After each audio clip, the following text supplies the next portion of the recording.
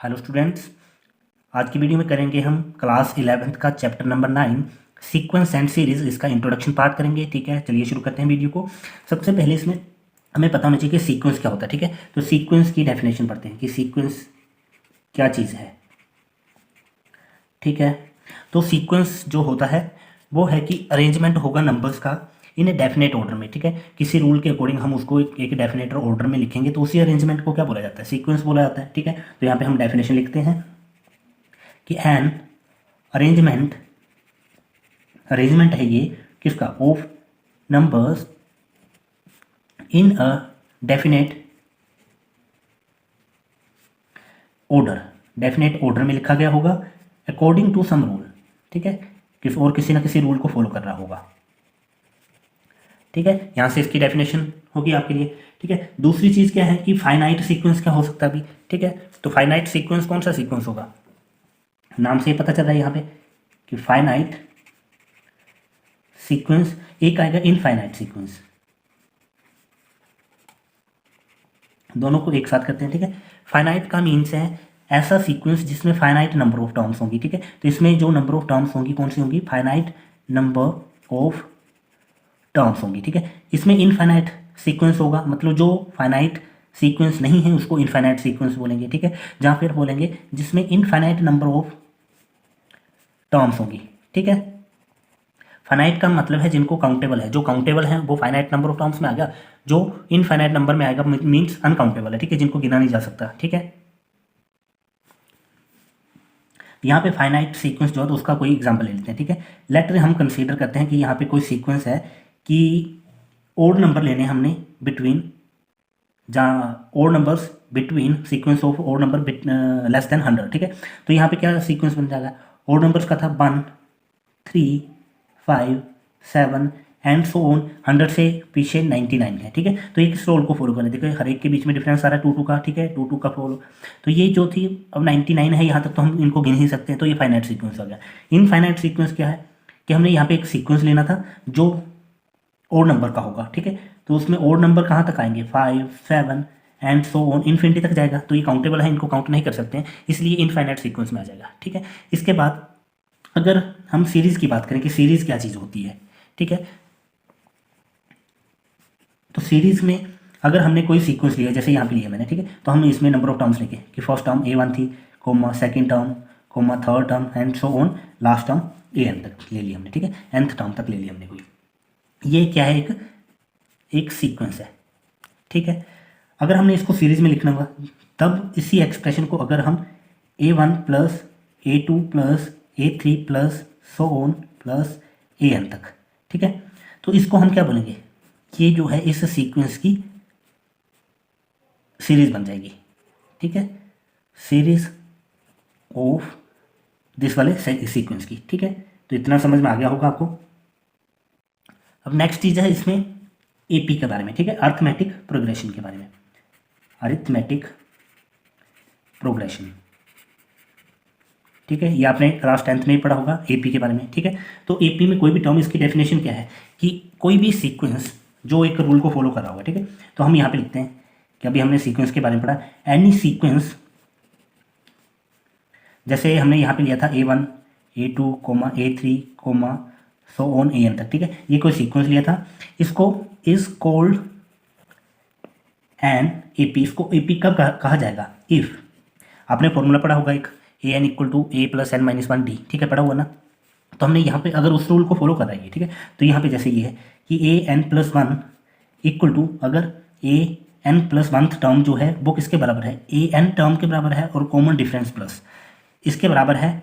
इसमें जो n होगा वो क्या होगा, बिलोंग्स कर रहा होगा नेचुरल नंबर को। ठीक है, और अगर मान लिया ये वाला A1 A2 A3 AN लिखा था, तो इसमें A1 जहाँ फिर इसको A, ये क्या होती है, ये फर्स्ट टर्म होती है।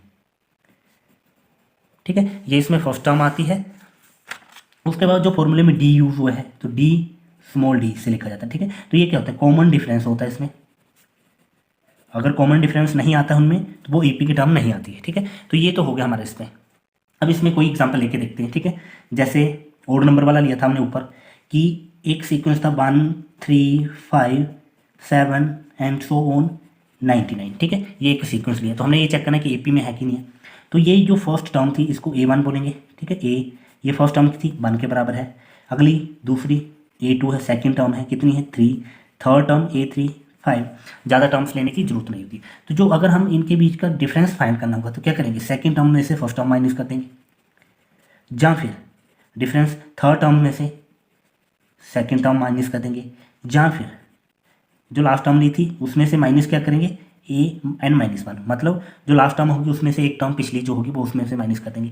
तो ये सभी में बराबर आएगा, ठीक है। यहाँ से चेक कर लेते हैं A2 माइनस A1, देखो A2 माइनस A1 करा तो 3 माइनस 1 इक्वल टू 2, ठीक है। A3 माइनस A2 करा तो 5 माइनस 3 करा कितना के 2। तो अगर सेम आ रहा है तो वो जो टर्म जो सीक्वेंस था वो AP में है, ठीक है। तो यहाँ से D की वैल्यू कितनी आई है 2 आई है, ठीक है। तो चेक करते हैं कि an+1 जो है वो an+D के बराबर है कि नहीं है, ठीक है।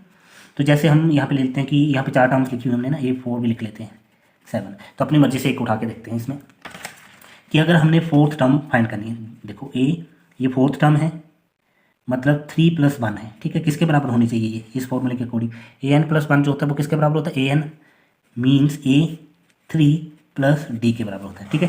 तो चेक करते हैं, देखते हैं A3 + 4 किसके बराबर है, 3 + 1 4 हो गया। A3 की वैल्यू कितनी है 5 प्लस डिफरेंस कितना है 2। तो जो A4 की वैल्यू है वो 7 आई है, देखिए। तो ये इस रूल को फॉलो कर रहा है, मीन्स ये जो है वो AP की टर्म है, ठीक है। तो ये इसकी एक कॉमन डेफिनेशन दी गई होती है।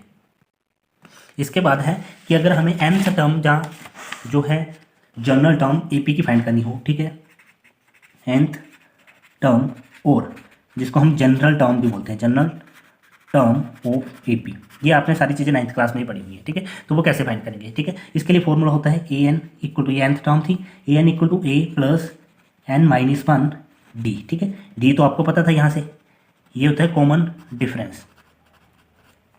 m जो होता है ये होता है नंबर ऑफ टर्म्स, मतलब उसमें कितनी नंबर ऑफ टर्म्स आई हुई है, ठीक है। A था फर्स्ट टर्म और यहाँ पे जो an था ये क्या था, nth टर्म थी ये, ठीक है। तो जब भी हमें nth टर्म फाइंड करनी होगी तो हम ये वाला फॉर्मूला यूज़ कर लेंगे। अब नेक्स्ट है sum to n terms of n AP। अगर ये हमें फाइंड करना हो, सम फाइंड करना हो उसका AP का, ठीक है, तो इसके लिए कौन सा फॉर्मूला यूज़ करेंगे, तो इसके लिए फॉर्मूला यूज़ करेंगे हम Sn जो आएगा हमारा, ठीक है। ये आएगा सम, S का मतलब है सम के लिए यूज़ करें, ठीक है। तो सम ऑफ n टर्म्स ये किसके बराबर रहेगा, n/2, नंबर ऑफ टर्म्स को 2 से डिवाइड कर देना है और यहाँ पे आ जाएगा 2a + n-1 इंटू D और क्लोज्ड, ठीक है। इसको एक और तरीके से लिख सकते हैं, ठीक है। जो आपने यहाँ पे an लिखा था इसको L भी बोला जाता है, ठीक है। तो यहाँ पे हम लिखते हैं, देखिए n/2 2a + n-1 D। तो अगर हम इनको अलग अलग लिख लें a + n-1 D, ऐसे भी लिख सकते हैं इसको Sn को, ठीक है। कोई भी फॉर्मूला यूज़ कर सकते हैं। तीसरा इसको तीसरी टाइप से n/2, अगर हम इस वाली चीज़ को देखें तो ये किसके बराबर थी, an के बराबर थी, तो इसको लिख सकते हैं a + इस पूरे को लिखेंगे an के बराबर, ठीक है। या फिर इसी को ही कैसे लिख सकते हैं, इसको an को L भी बोला जाता है, तो इसको लिख सकते हैं Sn = n/2 a + L, ठीक है। तो ये इतने सारे जो है ये सम ऑफ एन टर्म के लिए फॉर्मूले हैं और इनमें कंफ्यूज नहीं होना, ये सारी चीज़ें एक ही हैं, ठीक है।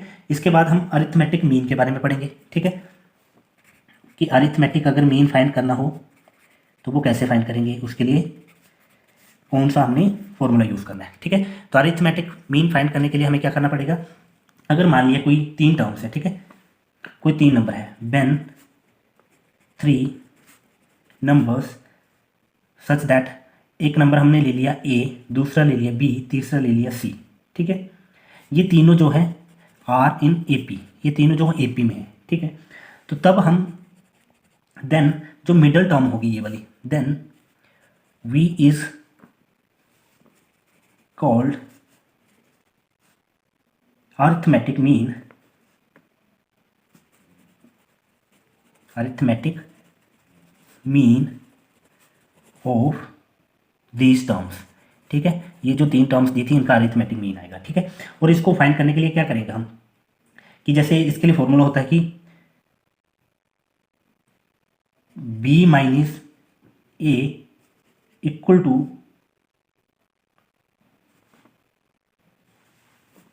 C - A, ठीक है। जैसे B - A करा इक्वल टू C - A, क्योंकि ये डिफरेंस होता है, पढ़ा होगा आपने कि D = second term minus first term, जहाँ third term minus second term, तो उसी के अकॉर्डिंग लिखा है, डिफरेंस तो सेम आता है, ठीक है। तो ये लिख दिया हमने b minus A equal to C minus A. तो इसी के अकॉर्डिंग अगर हम इसको थोड़ा रीअरेंज करें तो यहाँ से हमें वैल्यू फाइंड करनी थी किसकी, b जो था अर्थमेटिक मीन था ना, तो जो b की वैल्यू निकलेगी वो किसके बराबर निकलेगी, इधर था c माइनस ए, b की वैल्यू फाइंड करनी, सॉरी यहाँ पे a नहीं है b है, c माइनस बी, ठीक है। तो हम अगर इनको देखो b फाइंड करना हो तो b इधर ये था, इस माइनस बी को भी इधर लेके आएंगे तो क्या हो जाएगा, ये प्लस हो जाएगा, प्लस बी इक्वल टू इस साइड क्या था c, माइनस ए उधर जाएगा तो प्लस ए आ जाएगा, ठीक है। तो b प्लस बी आ गया 2b equal to c plus A. अगर b फाइंड करना होगा तो क्या आएगा c प्लस ए अपॉन 2, ठीक है। मीन्स ये जो अंदर और बाहर वाली टर्म्स थी एक्सट्रीम टर्म्स, इनको डिवाइडेड बाई 2 कर देंगे तो ये हमें देगा अरिथमेटिक मीन देगा, ठीक है। तो इसके लिए फॉर्मूला हो गया c प्लस ए अपॉन 2, मीन्स जो बाहर बाहर वाली टर्म्स थी डिवाइड बाई 2 करा तो वो हमें उसका अरिथमेटिक